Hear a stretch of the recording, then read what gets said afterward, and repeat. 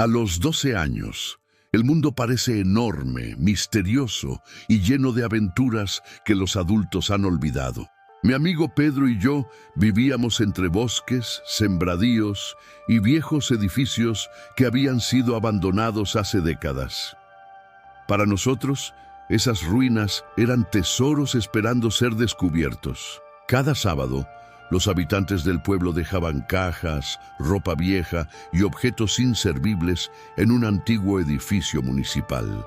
Lo hacían por costumbre, como si aquel lugar funcionara como un vertedero improvisado. Para muchos era un sitio desagradable, para nosotros un paraíso de hallazgos. Habíamos encontrado relojes viejos, juguetes dañados, piezas de metal que luego vendíamos, pero lo verdaderamente peligroso no eran los objetos, sino la historia oscura del edificio.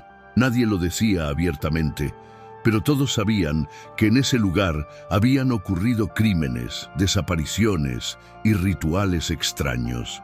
La policía lo cerró, pero la gente seguía dejando cosas afuera, como si arrojar basura allí fuera una manera de alimentar algo que residía dentro.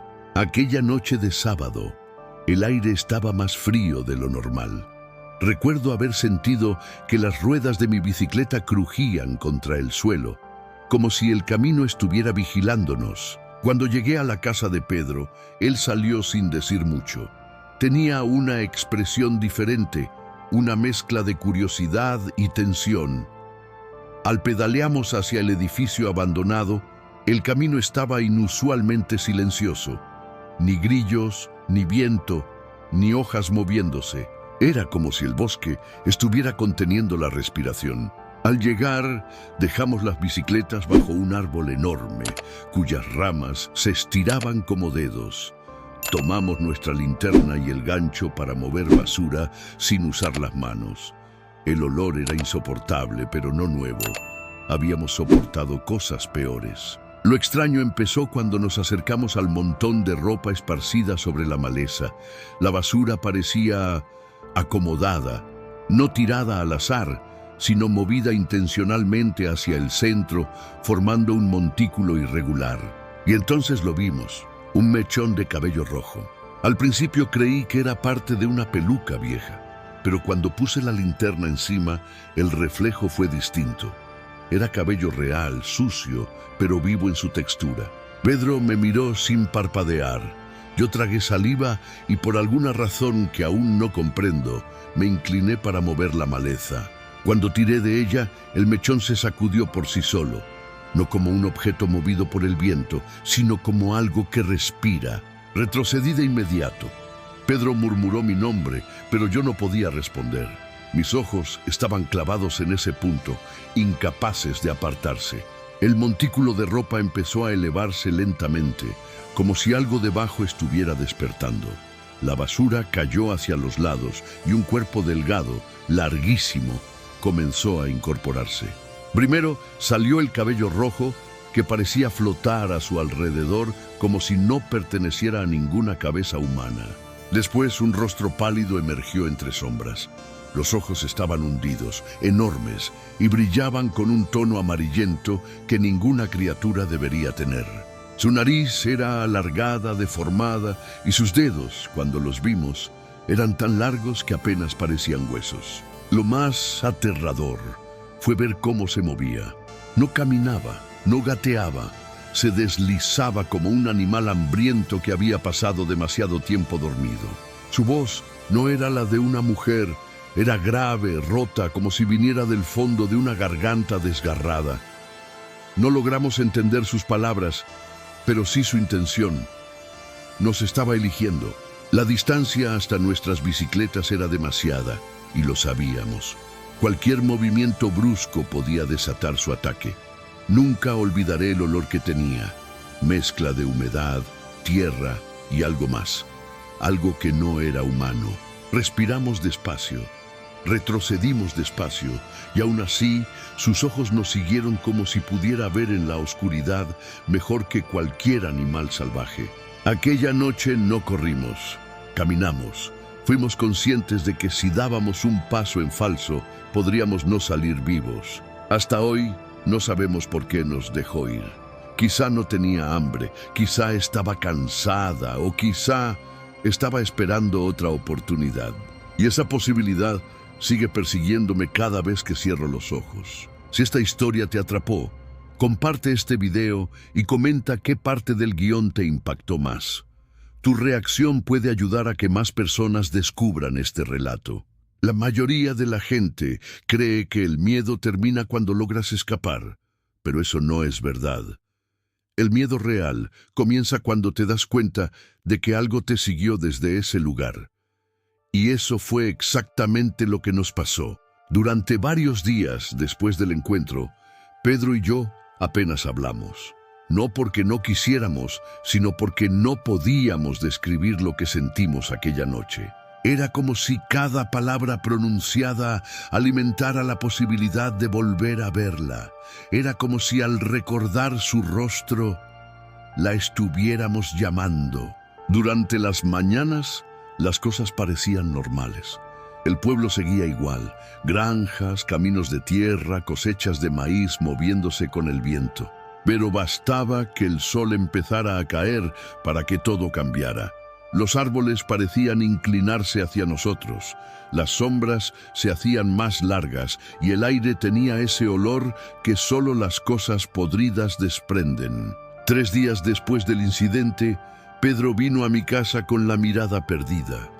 Tenía ojeras profundas y su piel estaba más pálida de lo normal.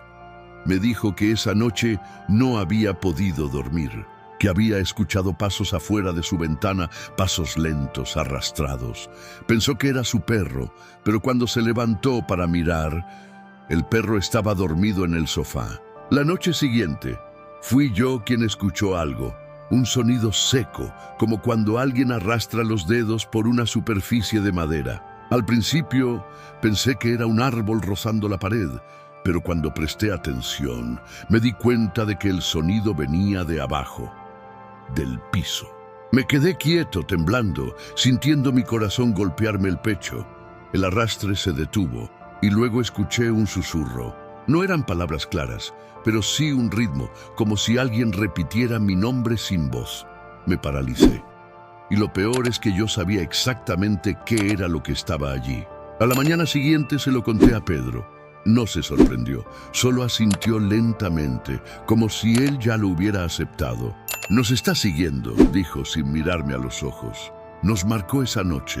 Pasamos el resto del día tratando de convencernos de que todo eran coincidencias. El cansancio, el estrés, el miedo acumulado. Cualquier explicación era mejor que aceptar lo obvio. Pero la realidad nos golpeó sin piedad esa misma tarde. Decidimos volver al edificio abandonado.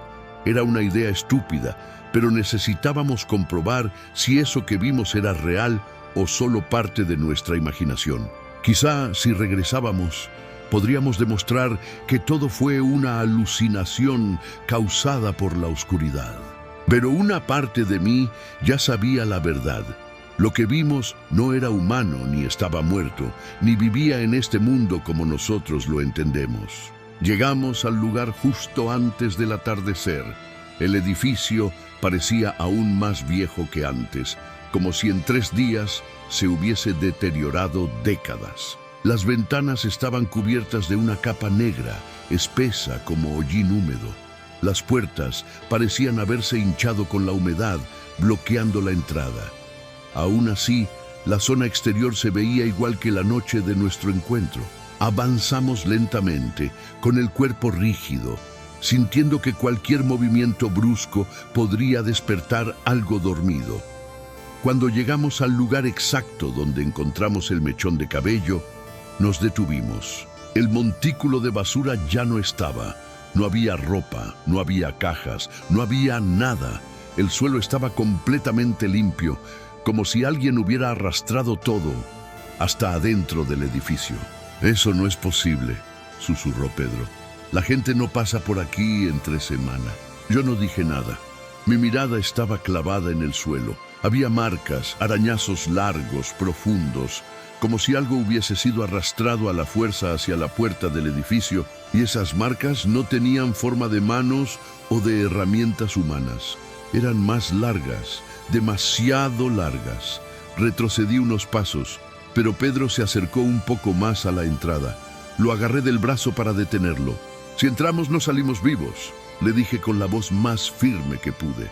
Él tragó saliva, miró la puerta, y entonces lo escuchamos. Un golpe seco desde adentro. Después, una respiración, luego otra, más honda, más cercana, más hambrienta. Retrocedimos lentamente sin apartar la mirada de la puerta. Sabíamos que si corríamos, esa cosa podría perseguirnos. No era humana, no tenía límites, no tenía compasión. Llegamos a las bicicletas sin mirar atrás, y cuando pedaleamos, lo hicimos en completo silencio, sin atrevernos a respirar fuerte. Solo cuando estuvimos muy lejos nos permitimos detenernos. «¿Qué hacemos ahora?», preguntó Pedro con la voz quebrada. Yo no tenía respuesta. No había una, porque esa cosa ya no estaba en el bosque. Ya no estaba en el edificio. Estaba detrás de nosotros, mirándonos, esperando. Y lo peor es que ambos sabíamos que no habíamos terminado con ella. Ella no había terminado con nosotros. Si esta parte te estremeció, comparte este video y comenta qué momento del guión te impactó más. Tu reacción ayuda a que esta historia llegue a más personas. Esa misma noche, algo cambió definitivamente. Mis padres se acostaron temprano. La casa quedó en silencio absoluto. Yo estaba sentado en la cama, con la luz apagada, tratando de convencerme de que todo había sido solo una coincidencia. Pero a las 2 de la madrugada, escuché nuevamente el sonido que me había despertado días antes. Un roce suave, lento, ascendiendo desde el piso inferior. El arrastre subía por la madera. Pasó del piso a la pared, de la pared al techo. Me quedé inmóvil, escuchando cómo aquello se desplazaba justo encima de mí. Pasaba de un extremo al otro, como si rastreara mi posición exacta. Me tapé la boca para no gritar. Entonces ocurrió. El techo crujió. Un golpe, otro, y luego una voz ronca, profunda, rasgada, una voz imposible. No dijo palabras humanas. Era un susurro viscoso, como aire pasando por un cuerpo roto. Me levanté de golpe y corrí a la habitación de mis padres. Los desperté desesperado, pero cuando ellos entraron a mi cuarto, no había nada, ni sonidos, ni golpes, ni marcas, pero había un olor a tierra húmeda y sangre vieja. Mis padres no sabían qué pensar, yo tampoco. Pero al día siguiente, la explicación llegó de la peor forma posible. Pedro no apareció en la escuela. Tampoco estaba en su casa. Las luces de su ventana habían estado encendidas toda la noche, según dijeron los vecinos. Su perro ladró por horas, como si hubiese visto algo que no debería existir. Fuimos hasta su casa al salir de clase. La puerta estaba abierta. Los policías registraban el lugar. Su madre lloraba en silencio, con el rostro entre las manos. Entré a su cuarto acompañado por uno de los oficiales. Todo estaba en orden, excepto por una cosa. El piso tenía arañazos. Los arañazos que vimos afuera del edificio abandonado. Largos, profundos, inhumanos. Retrocedí asustado. El oficial me preguntó si sabía algo. No pude responder. Nadie me habría creído. Esa noche, mientras estaba sentado en mi cama con el corazón destrozado por la desaparición de mi amigo, escuché algo más. La respiración, la misma respiración que escuchamos en el edificio, era lenta, irregular, como si el pecho de esa cosa estuviera roto. La escuché junto a mi ventana. Me congelé. No podía moverme, no podía gritar. La sombra se dibujaba débilmente en la cortina. Algo se acercaba, muy despacio. Y entonces vi el cabello, ese cabello rojo flotando como si tuviera vida propia. Sentí que mi alma se desprendía de mi cuerpo. La cortina empezó a moverse hacia adentro, como si una mano invisible la jalara. Di un salto hacia atrás. La sombra se detuvo. Y por primera vez desde aquella noche, escuché una palabra claramente pronunciada por esa cosa. Aquí. La cortina se volvió a mover, pero no porque entrara algo, sino porque se retiró. La sombra se deslizó hacia atrás, desapareciendo del marco de la ventana. Y entonces entendí algo que me heló la sangre. No vino a matarme, no vino a llevarme, solo vino a asegurarse de que yo supiera que ahora estaba sola, que Pedro ya no estaba, que yo era el siguiente. Esa fue la última noche que dormí en esa casa. Mis padres me llevaron lejos del pueblo, lejos del bosque, lejos del edificio. Pero ninguna distancia cambia la verdad, porque a veces, cuando apago las luces, escucho algo que se arrastra por las paredes. A veces siento el olor a tierra húmeda y sangre. A veces veo un reflejo rojizo en la ventana y sé que un día, cuando menos lo espere, esa cosa va a terminar lo que empezó.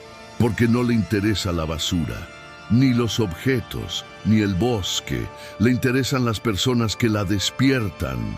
Y yo fui quien la despertó. Si este final te dejó pensando o te erizó la piel, comparte el video y escribe en los comentarios qué parte del guión te impactó más. Tu reacción hace crecer esta serie.